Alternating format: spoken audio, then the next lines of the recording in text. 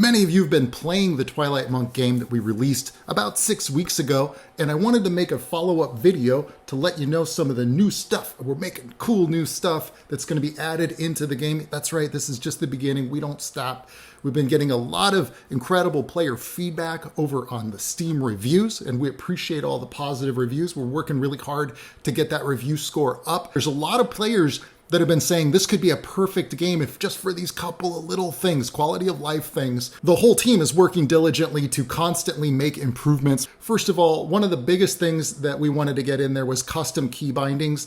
That has been implemented into the PC version. So now you can go in and you can whatever configuration you want to set up your key binding to, you can do. We've also added over, I think something like 50 new voice cues. So monsters now have different audio reactions sometimes when you hit them or when you just approach them. Their behaviors have been fine-tuned and improved. There were loads of just visual effects things that we had to improve. Like, for example, like when you hit a slime, we wanted to make sure there's just an explosion of little slime itty bitties, flying out everywhere, little jitties. We've added in a new animation when Raz summons Hachiroku. Now he blows a horn and you get an audio cue. And so that just adds a little bit more character and personality.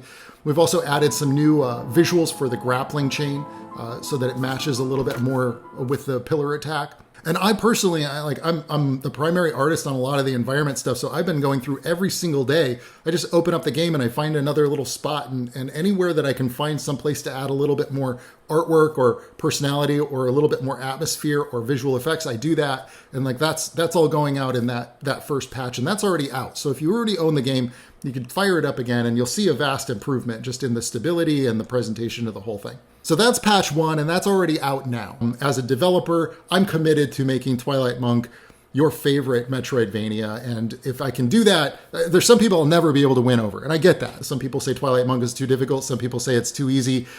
I can't make everybody happy, but I'm certainly going to try to aim for those people who are the most passionate about it, and the people who are most vocal. So please do leave your reviews and your comments and let me know what you think of the game. And overall, though, I appreciate more than anything, I appreciate your support. Positive reviews are the best way to show your support for the game. If you've played it and you didn't leave a review, please go back and review it.